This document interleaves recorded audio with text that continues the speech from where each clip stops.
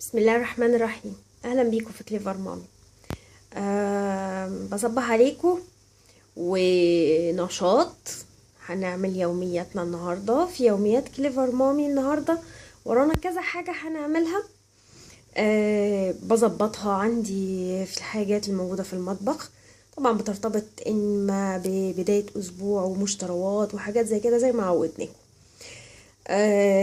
في النهارده عشان ما اتاخرش في الفيديو انا هقول لكم انا هعمل ايه دلوقتي. دي كانت شوربه لحمه موجوده عندي في التلاجة من امبارح، فانا هفضيها دلوقتي، هصفيها في العبوه دي. دي عبوه صحيه على فكره. وبحطها في الفريزر علشان اي وقت اعوز استخدمها بطلعها وبستخدمها. هصفيها وهنشوف هنعمل ايه كمان. زي ما انتم شايفين خلاص انا حطيت الشوربه خلاص في العبوه دي. دلوقتي انا خلاص الشوربه انتهيت منها وهحطها في التلاجة. وكنتوا سألتوني على زجاجات اللبن. ادي زجاجات اللبن اللي انتوا سألتوني عليها. هي زجاج طبعا مش بلاستيك، دي ازاز.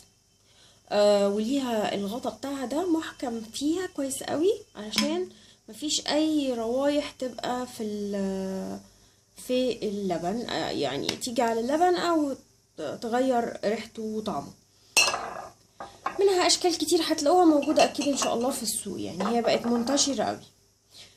فانا دلوقتي هعمل ايه في اللبن؟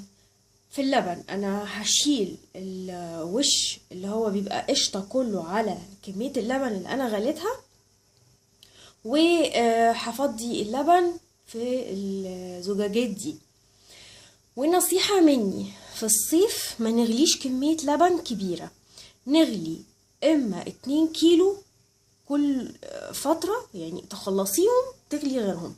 ما نغليش كمية كبيرة مرة واحدة مهما كان. في الصيف مع فتح التلاجات والحرارة اللي بيكون موجودة في الحر برضو بتلاقي لبن طعمه اتغير في التلاجة، لكن في الشتاء عادي مفيش مشكلة خالص. فانا دلوقتي هشيل اللي هو الوش القشطة اللي بيكون على اللبن وهفرغ اللبن في الزجاجات الموجودة دي، زجاجات اللبن. وعلشان وانتي بتفرغي اللبن في الزجاجات بتاعة اللبن بنستعمل قمع كده تحط كده ونفرغ اللبن علشان ما ندلدقش اللبن حوالين الازازة اللي احنا بنفضي فيها، لسببين.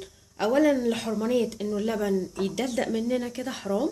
تاني حاجة علشان كمان الزجاجة من بره تفضل نظيفة، لما تحطيها في التلاجة تبقى نظيفة من بره مفيش فيها اي حاجة ممكن تعملك ريحة غير مستحبة في التلاجة. ادي بسم الله ما شاء الله لا قوة الا بالله اللبن، بحب اسمي دايما على اللبن. والقشطة اللي انا خرجتها من وش اللبن انا بجمع العلبة دي موجودة في الفريزر عندي. كل ما بشيل القشطة او الوش اللي بيكون موجود على اللبن بحطه فيها وبستخدمها في عجاين في اي حاجة، يعني بستخدمها زي ما قلت لكم قبل كده برضو معلقة منها في رز بلبن، في اي حاجة من الحاجات الحلويات اللي بنحتاجها. كمان في يومياتي النهاردة كان باقي عندي جوافتين هيبوظوا خلاص، وشوية فراولة برضو هيبوظوا خلاص، مش هينفع لو قعدوا اكتر من كده، خلاص مش هينفع خالص. فغسلتهم كويس تاني وقطعتهم، ودلوقتي هكيسهم في اكياس التلاجة وهحطهم في الفريزر. هكيسهم وهوريهم لكم. حبيت بس اقول لكم على حاجه، انه الجوافه قبل ما بشيلها في الكيس بعصر عليها حسب الكميه، يعني انا عصرت عليها نص ليمونه.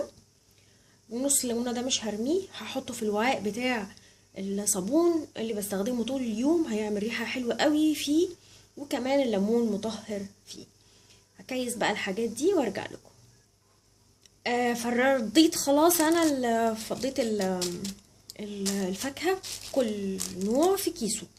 طب انا هوريكم بقى ازاي احنا ممكن نقفل الكيس كويس. اهم حاجة في التفريز هو ان احنا نخرج الهواء الموجود في الكيس، والموضوع ده صحيح في أجهزة معينة بتعمل الموضوع ده وبتخرج الهواء الموجود في الكيس ده عشان الحفاظ على جودة المخزونات، ولكن أعتقد إن دي مش مستاهلة يعني نجيب لها جهاز.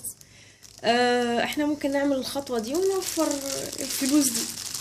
هوريكوا ازاي. انا بايدي بضغط كده اهو، ايدي صوابعي بتضغط من هنا وصابعيني الاتنين دول بيضغطوا من هنا، وببدأ احرك بشويش عشان ما بهدلش الحاجة اللي انا احطها في الكيس لحد ما بوصل لحد فوق بالشكل ده، وابدأ امسك كده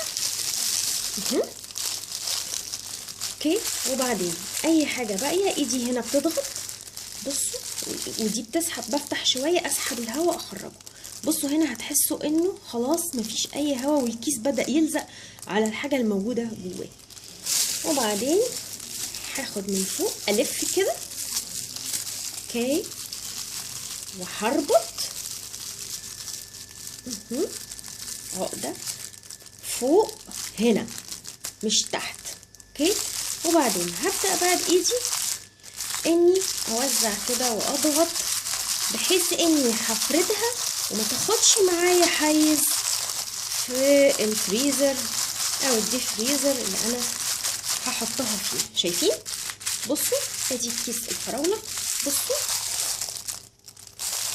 زي المكنة ولا لا؟ بصوا كده بقى كيس الفراولة زي اللي بيطلع من مكنة تفريغ الهواء. برضو كيس الجوافة اهو زي ما قلتلكوا، صابعيني كده بيخرجوا، بيضغطوا بالراحة هتلاقي الهواء بيخرج وانتي بتطلعي لفوق لفوق اوكي. وصلنا لهنا بنقفل بايدينا ونسحب الكيس كده اوكي، وايدي دي ماسكة هنا وايدي دي هنا. اي حاجة باقية هتبدأ ايدي دي تفتح لها تخرج وتسحب، ايدي بتضغط هنا وايدي تفتح لها وتسحب لحد ما خلاص كده هربط اوكي. العقدة تكون فوق عشان ادي مساحة في الكيس للباقي هنا يتوزع، علشان تكون مش واخدة حيز عندي في الفريزر. انا بضغط بالراحة مش بضغط جامد اوكي. خلاص كده بقى كيس الجوافة وكيس الفراولة مش هياخدوا اي حيز. بالطريقة دي ممكن تفرزني اي حاجة انتي عايزة تشيليها في الفريزر. دي كانت اخر حاجة في يومياتنا النهاردة، يوميات كليفر مامي. هشوفكم فيديو جديد لكليفر مامي. السلام عليكم ورحمة الله.